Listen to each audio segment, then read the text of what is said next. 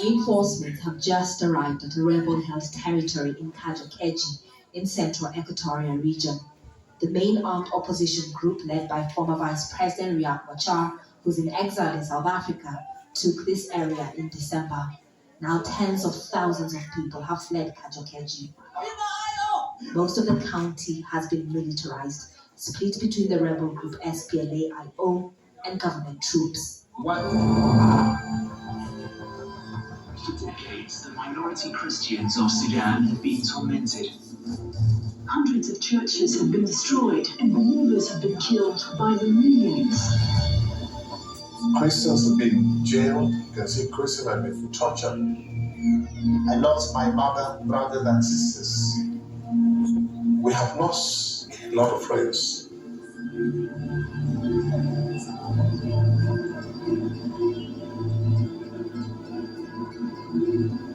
My name is not important. I suffer for Christ, and my suffering has led me to learn so many things.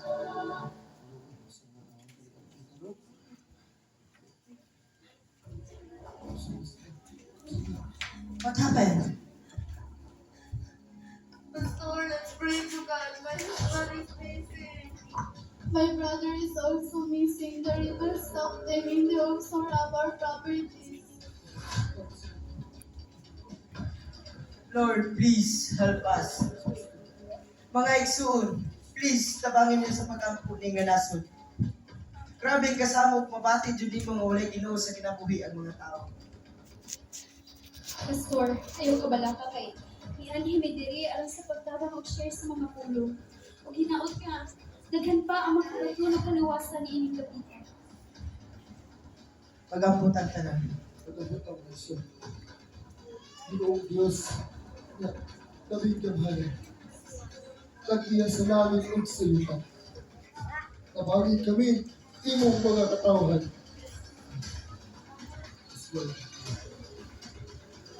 Aha! There you are, Christian missionaries! Hey, missionaries!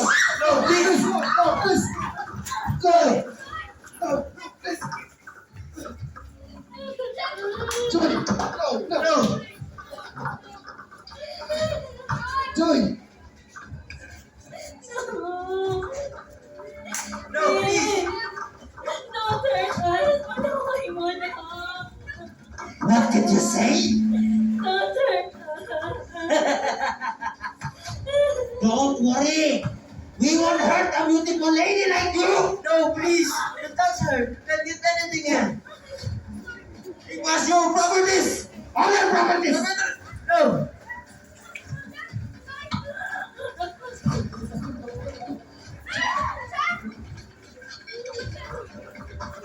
No, please! No! Take me more to the hideout! No, please! Just leave us! Ginoo ko. Tabangin mi. Nalami sa pagdapit din, makasaysay kami sa iyong pulong. You understand that? No! He said, you're a monkey! No, please! No!